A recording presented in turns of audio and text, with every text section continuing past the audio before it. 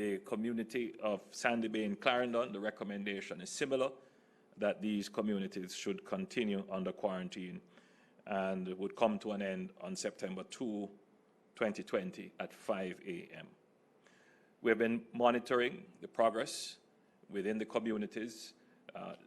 Minister Tufton will give an overview as to the outturn, the results. But we have also been monitoring the social issues that are happening in those communities, particularly as it relates to people being able to get supplies and medicine and deal with their regular business. I think in general, we have managed fairly well. There are a few issues that have been raised with us having to do with market days and shopping days and so forth. Those we will refine, and when we come with a new order, we will be able to have measures that I think would be more satisfactory to the people who are under quarantine in those communities. I want to thank the people, however, who are in quarantine. They have been understanding and they have been very patient. I saw a note yesterday from a young mother in Sandy Bay. She was very distressed in that she wasn't able to get all her supplies to ensure that she could take care of her family. The government notes this, and we will try to improve as much as possible the provision of services to ensure that those who are under quarantine can at least have some comfort. But as it relates to the parish of St. Thomas, the report from the Ministry of Health is such that the government feels it is necessary to take further action other than the extension of the quarantine areas. The issue is that we're seeing cases popping up generally within the parish of St. Thomas, even outside of the communities under quarantine.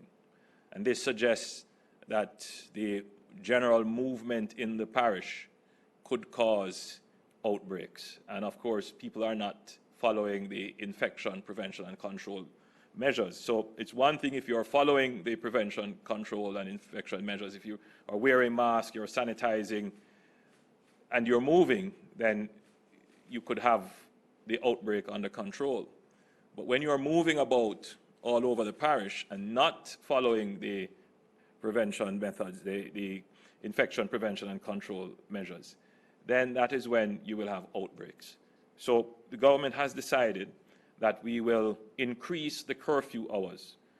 Presently, the curfew for the island is from 5 a.m. to 11 p.m., which we usually say the other way around. So the curfew would start at 11 p.m. and end at 5 a.m. the following day. What we are going to do for the parish of St. Thomas is that we will increase the curfew hours. The curfew hours, therefore, for the parish of St. Thomas will be from 7 p.m.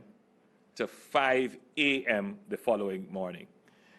We will have this new curfew instituted to restrict movement as of tomorrow. So as of August the 18th, the curfew for St. Thomas will be 7 p.m. to 5 a.m. the next morning for every morning and every evening for the next 2 weeks. We're also taking measures to restrict activities within the parish of St. Thomas.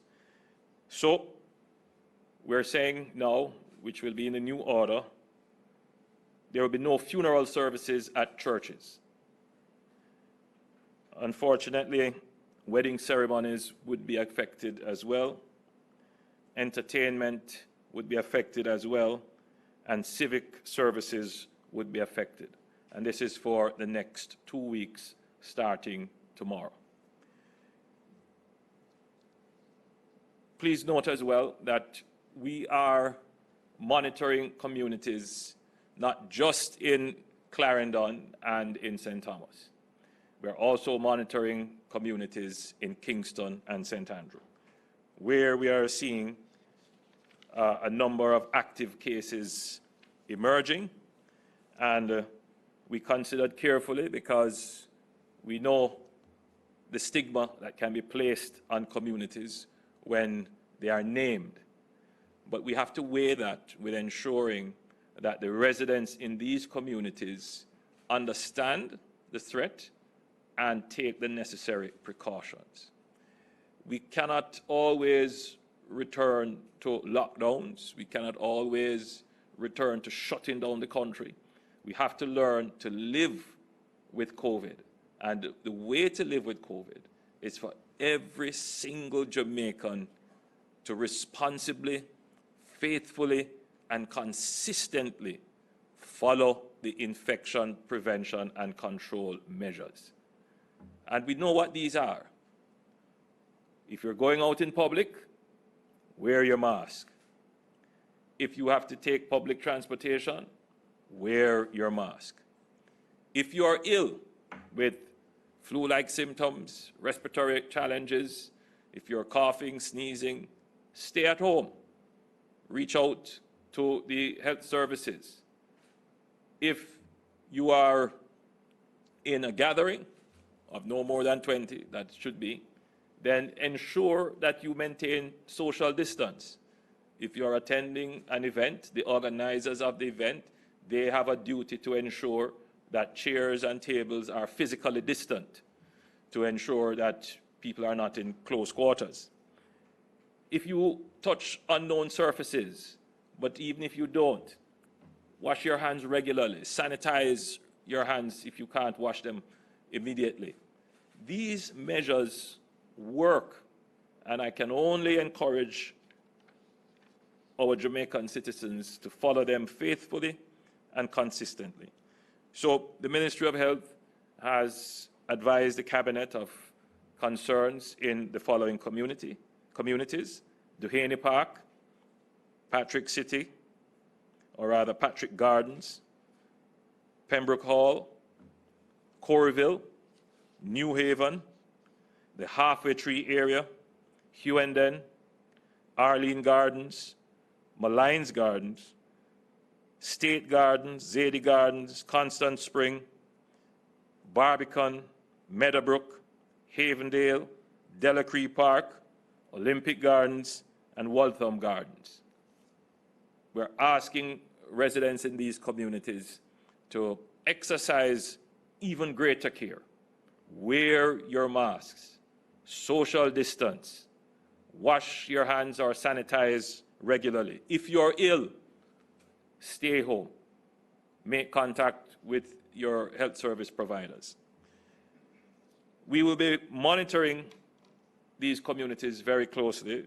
And the reason for this, obviously, is that cases have popped up which have not been epidemiologically linked, meaning that they can't trace the source. Not that there are many cases, but the fact that you have seen a case where you can't trace the source could suggest that there is a general spread and you want to be sure. So we are being very cautious. We're being very upfront with the public to tell you what the threat is so you can act responsibly.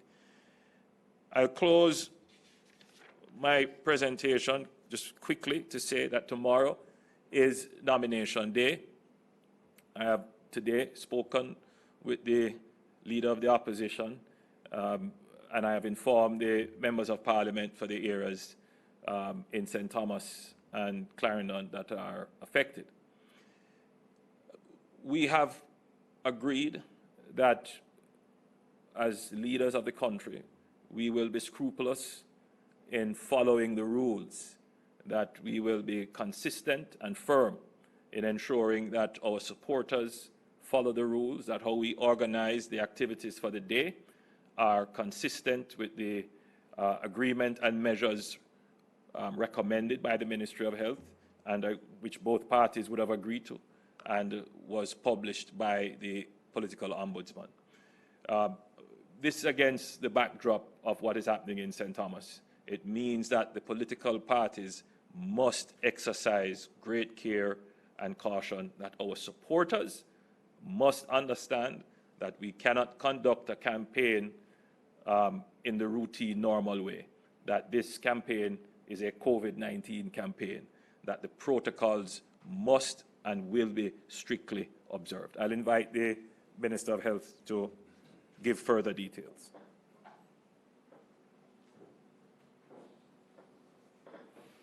Thank you, Prime Minister. So I'm going to just read from a statement. The country, of course, is aware, as said by the Prime Minister, that through the Ministry of Health's ongoing monitoring and surveillance for COVID-19, that we have these quarantine communities which are going to be extended for an additional 2 weeks. St. Thomas communities, Bamboo River, Church Corner, and Lower Summit. To date, the Ministry of Health and Wellness has conducted more than 300 home visits and collected in these communities some 700 samples. Based on test results received, we can now report that approximately 89 persons have been identified as being positive for COVID-19. 45 of that number are within the quarantine area. The surveillance activities has also identified more symptomatic persons who have been tested and are awaiting results. So the combination of the positive cases within the quarantine zone and positive cases outside of the quarantine zone, plus additional tests that are being done from persons who are symptomatic, has caused us to be more concerned about that parish, hence the measures that the Honourable Prime Minister has announced. So the evidence points to continued transmission. That's the general conclusion of the health team of the disease within these communities, and therefore, in order to manage the risk associated with the spread or potential spread, we've agreed for the extension for an additional 14 days from the 20th of August to the 2nd of September.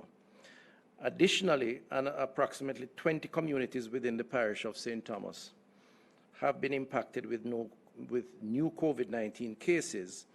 These communities span the entire length of the parish and therefore indicates a sort of community transmission, if you will, that are some epidemiologically linked, others not, and hence the need for a greater level of alertness and concern and the measures that have been announced.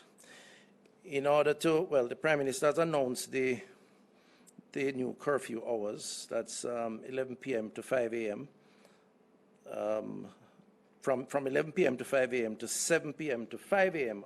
for the next 14 days. And of course, spoken to gatherings such as funeral services and so on not being allowed beyond 15 persons. The Ministry of Health and Wellness has also advised that there are additional communities of concern within the parish and that measures will be recommended to manage the spread in these areas. And as was said by the Prime Minister, in the next few days, with better particulars on these communities being made available, it's an ongoing effort, then the Cabinet will consider and take the appropriate decisions which will be announced in the form of an order. For Clarendon, the quarantine area in Clarendon, Sandy Bay, and adjoining communities also seeing new cases of persons with symptoms.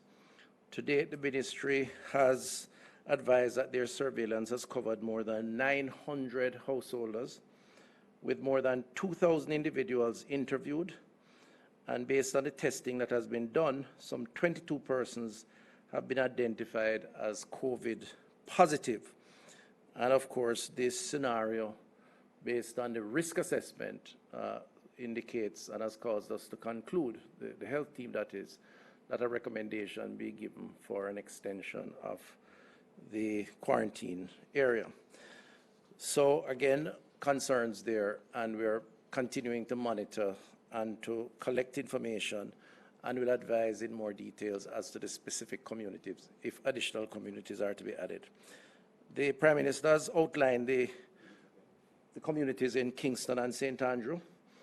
This is concerning to us, and let me just emphasize again, as said by the Honourable Prime Minister, that the challenge we have with the cases that are popping up in some of these communities is that these are persons who present to their health centers and hospitals with symptoms.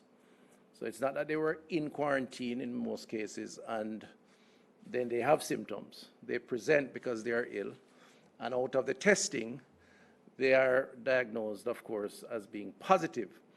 The challenge with that, of course, is that it now requires contact tracing, because in the immediate course of the positive diagnosis, there is no link to a positive case. It's a significant amount of work that has to be done, but the challenge, of course, is that they could have been in touch and contacting many other persons, their friends, families, communities, and by extension, therefore, the possibility of spread could be a very real one. So I'll just, for emphasis, mention the communities again. So it's Duhaney Park, Patrick Gardens, Pembroke Hall, Corville, New Haven, the Halfway Tree area, Hewenden, Arlene Gardens, Malines Gardens, State Gardens, Zadie Gardens, Constant Spring, Barbican, Meadowbrook, Havendale, Delacree Park, Olympic Gardens, and Waltham Gardens. And again, it's not an issue of large numbers, right? So I don't want the public to interpret this as having multiple cases. It really is an issue of cases that are presenting, which now requires contact tracing, and the possibility, the chances of other persons being contaminated based on the movement of these individuals in these communities is a very real one. And the history of the virus suggests that that is the case. In the case of St. Thomas, it was a person in St. Catherine who visited friends and family in St. Thomas that created the spiral that led to the quarantining of these communities, and now we see significant others taking place. So it only takes one person, and that information is to be had on these individuals over time. But what we say to these communities, members in these communities, please take the necessary precaution. As the Prime Minister said, wear your mask, hand sanitize, maintain the physical distancing, standard procedures. It should become now the new norm. And it's important to be transparent about this so we are aware and that we take the necessary precaution. Again, over the next few days, maybe a week or so, we will provide as much information as we have on these communities or on individuals, just to keep the public informed. And I just want to emphasize, from a public health perspective, in light of any activity that you partake in, of course the extraordinary activity being our elections, that we take all the necessary precautions so that we protect ourselves and protect others. Thank you, Prime Minister.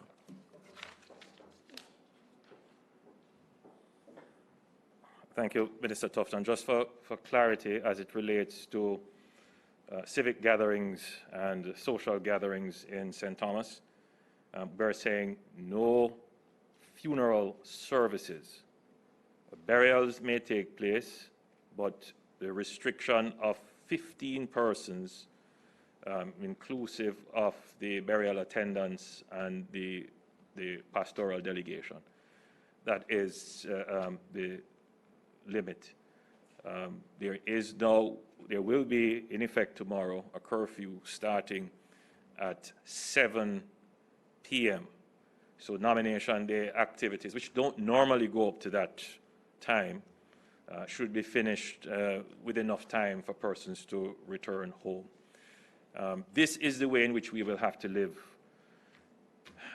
It is not the most convenient way. It is very disruptive, but we find that it still allows life to continue, the economy to continue to grow, to recover, whilst we as a people internalize and start to model the behavior that will allow us to live with this virus.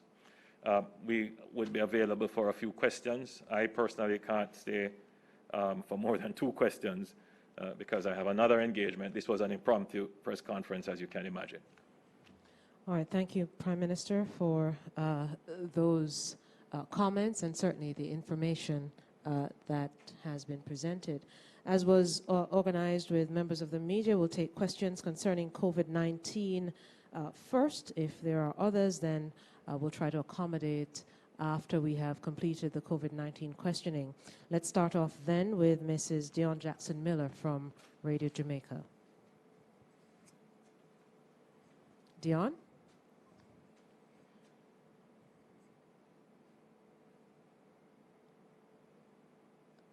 Let's try again. So there's no picture or camera on. We just want to make sure that everyone, once I call you, you then unmute to ensure that we can hear you very well.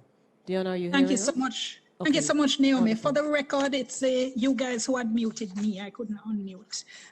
Two questions. I apologize for that. Okay, we continue to get complaints, contrary to what we're hearing from the Ministry of Health, that there's a lack of PPE for health workers, and in particular N95 masks. Getting that from multiple sources within the public health sector. Could we get a response to that? And second, I have just received information or a complaint that UA Hospital is refusing to take newborn babies in need of specialist care without a COVID negative certificate, which I'm told is extremely difficult to get. That as a result, Bustamante is being stretched, and this could turn into a serious situation. I understand UA isn't in the same category as the other hospitals, but obviously such a decision like this will impact everybody else as well as care to the public. Can I get some comments on that? Dion, thanks for those questions. I certainly was not aware of what you have raised. The Minister of Health will come and address what you have said.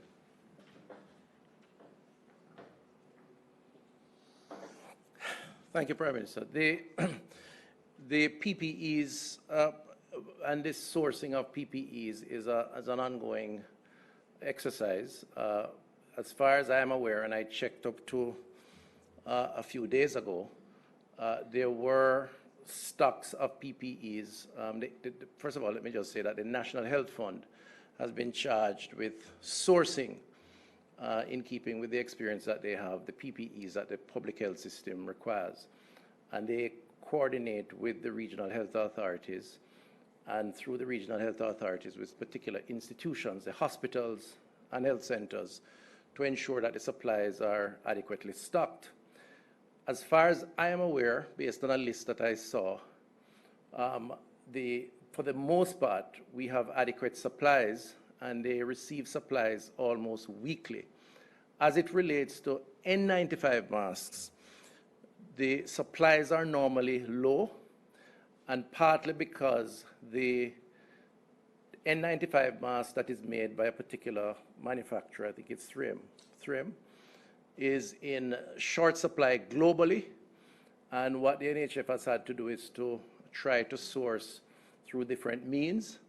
And when they do they get limited quantities. Up to this morning, I spoke to Everton Anderson, who is the CEO of the NHF, who told me that he was getting in 10,000 in a few days. I think he got some last week. He was getting an additional 10,000 via Germany and London that is coming in on a British Airways flight. Or I'm trying to be as specific as possible. But that's the kind of quantities that we get. So I would not discount the possibility of having periodic shortages, or at best very low stock, in particular of the N95 masks. For the other items, my understanding is that they are more readily available. But the particular N95 mask that the doctors fit and require has a global shortage issue, and it contributes to the low stocks from time to time. But I will do some follow-up to see how bad that is, and if in fact hospitals are out of stock. And we will determine how we go about dealing with that. As it relates to the second question, which is the question related to UWI and the admission of a newborn, there is a general rule across the public health system, as I understand it, where depending on the procedure to be administered on the patient, surgeries there is a COVID test that is required as a standard rule, as I understand it. I don't know about not admitting a newborn because without getting a COVID certificate. I would have to check on that to see exactly what that is about. I've never heard of that, but I'll certainly follow up with the university management to find out, because the university does administer COVID tests. They are one of 2 centers that do testing, so requiring a COVID certificate would mean an obligation on their part to conduct that test. So it would be surprising for me, to me, if they were requiring a COVID certificate when they are the actual ones who collect the samples and do the tests themselves and the National Public Health Lab. So I'm not sure about that, but I'll follow up. Thank you, Minister. Just as a matter of note, the Prime Minister did mention that he really had to proceed to another engagement. Of course, this is an emergency briefing called following the information contained at Cabinet. So again, we apologize for his being able to go. I was being just given a little signal here. If the test is required of a patient that's coming into the country, and the UWI does provide medical services to the small islands in particular that may not have this specialty, normally they would require COVID tests for patients coming in. So I don't know if that's the clarification that is required, but it would be unusual for them to require a COVID test for patients who are in country when they are the ones who actually administer the test. Thanks. Thank you, Minister. And so we gather that you're the only one, well, of course, with your team and, of course, P.S. Sewell. So, ladies and gentlemen of the media, we do have P.S. Dunstan-Bryan from the Ministry of Health and the CMO, Dr. Jacqueline Bisesa-McKenzie, staying with us, along with our own Permanent Secretary here at the Office of the Prime Minister, Mrs. Audrey Sewell. Let's then go to Mr. Edmund Campbell from the Gleaner. Edmund. All right, let's take Damien Mitchell first. Damien, go ahead, please. Damien?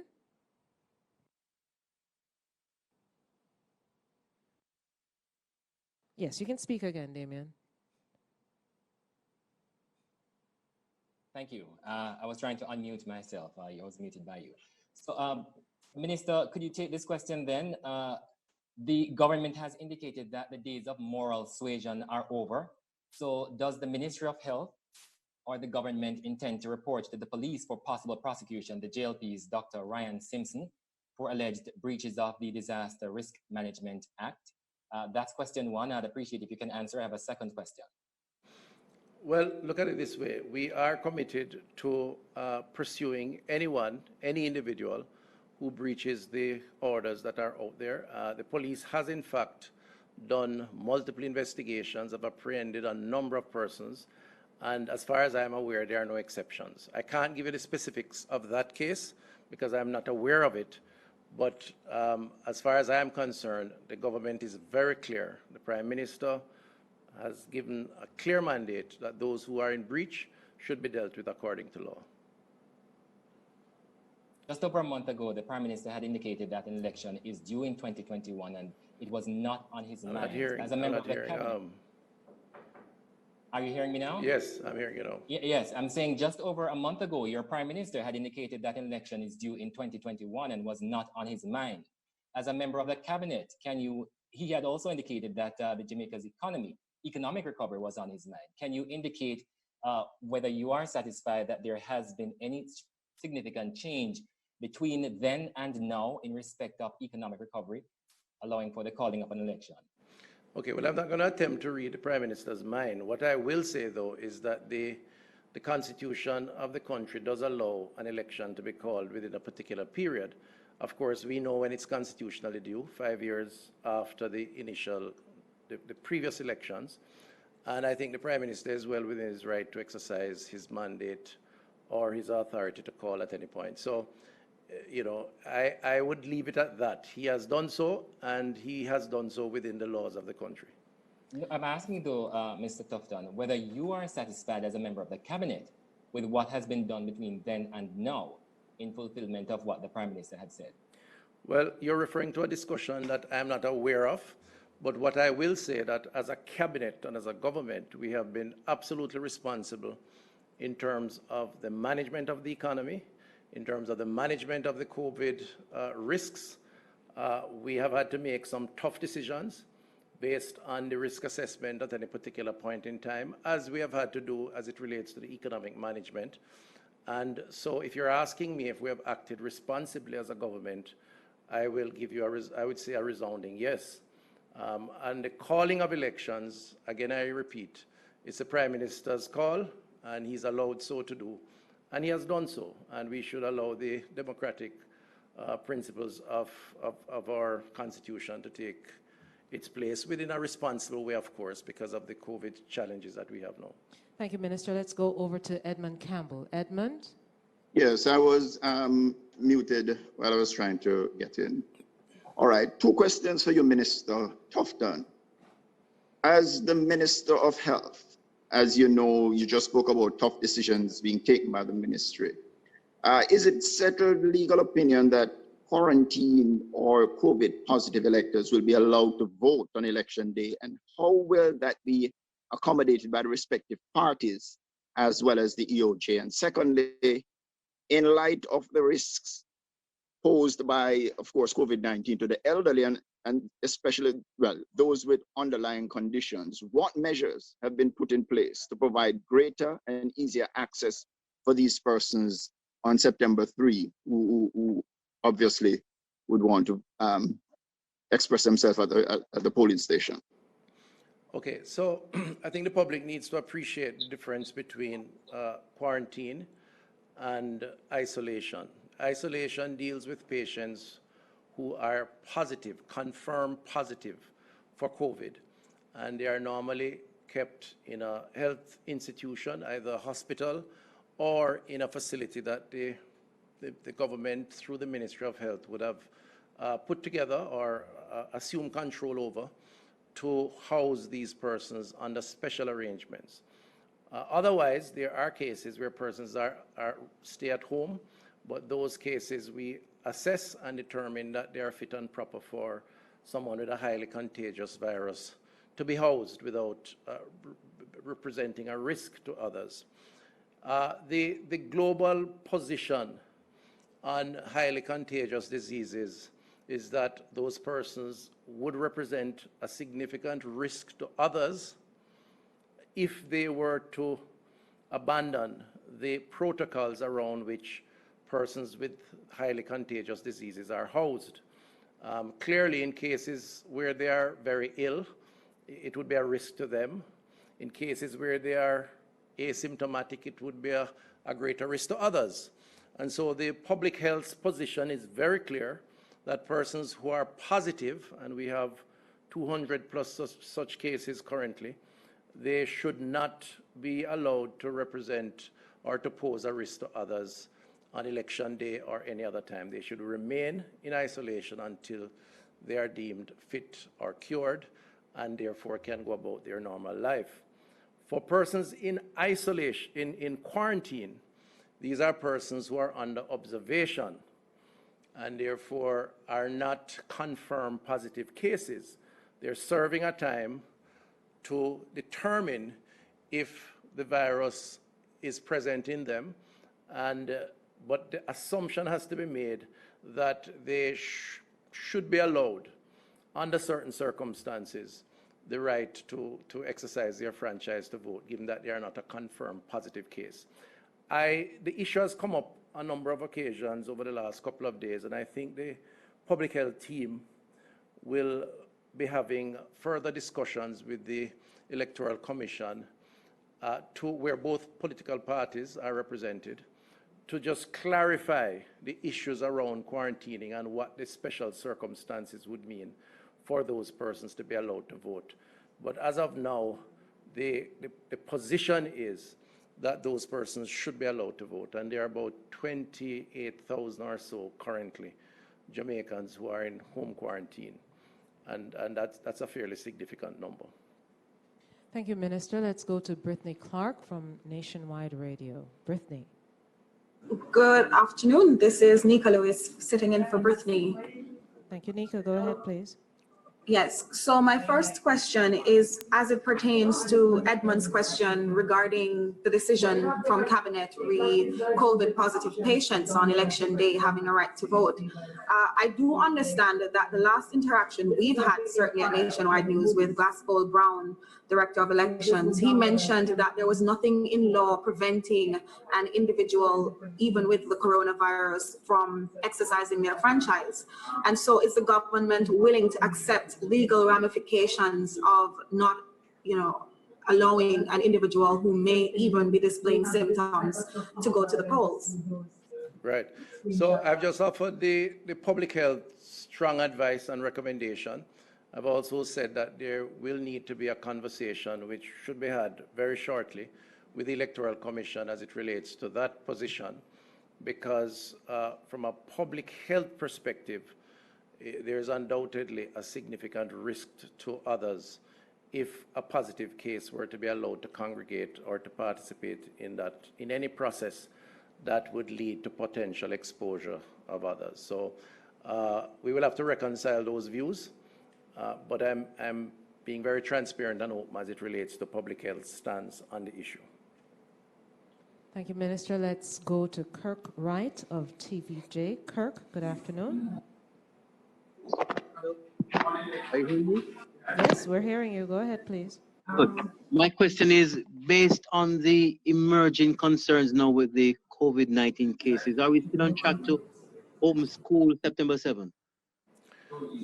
The COVID response, or should I say the COVID monitoring and surveillance, is literally a day-to-day activity, ultimately leading to an observation of trends and an assessment of risks.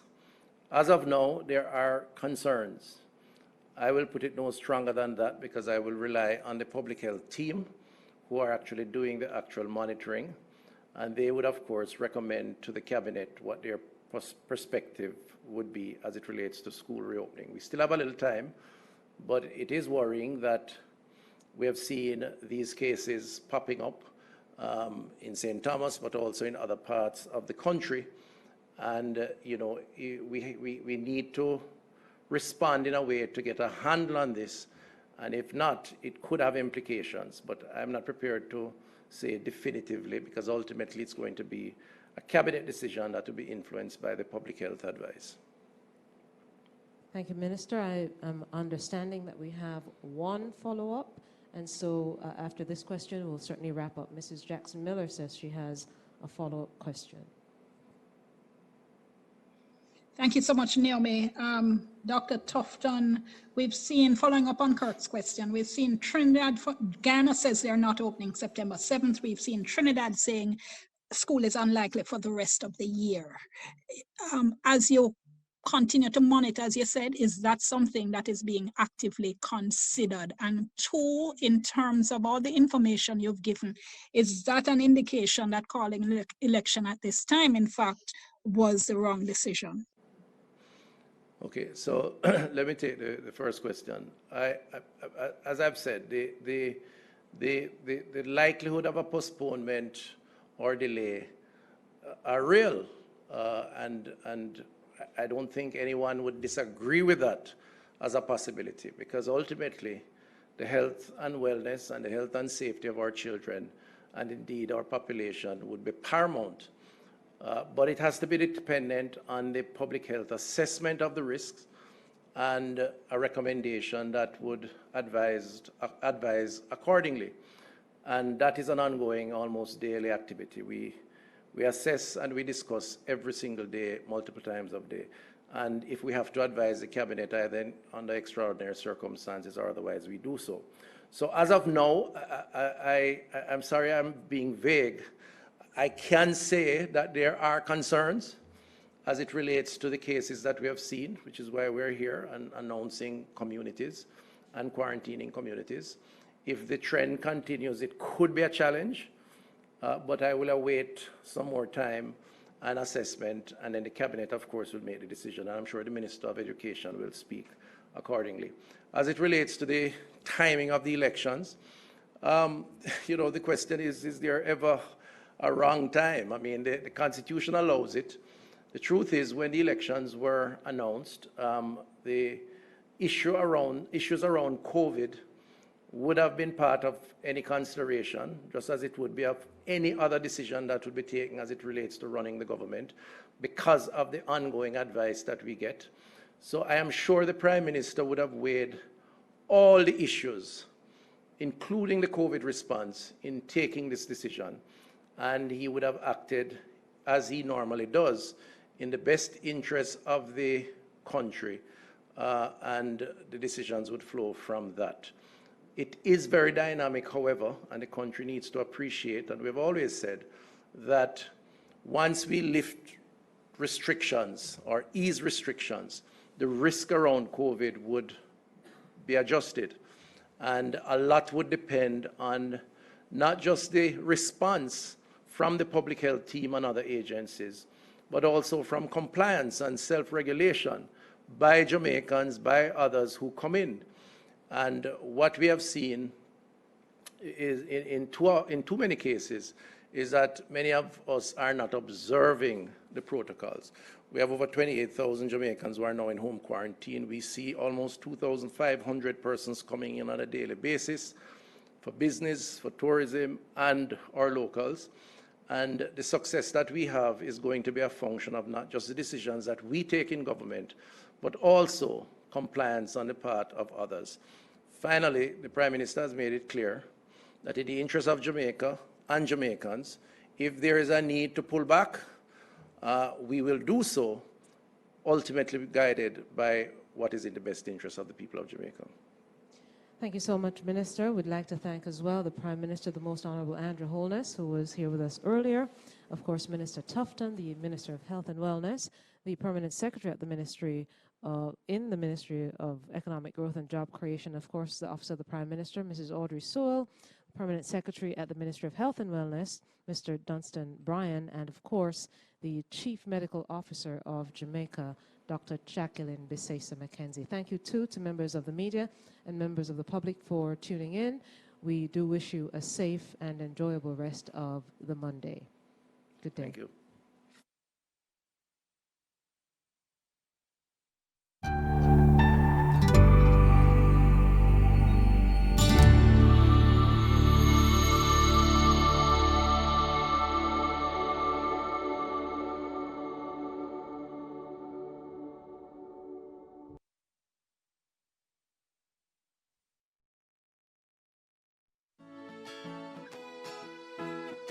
Crime is Jamaica's #1 threat.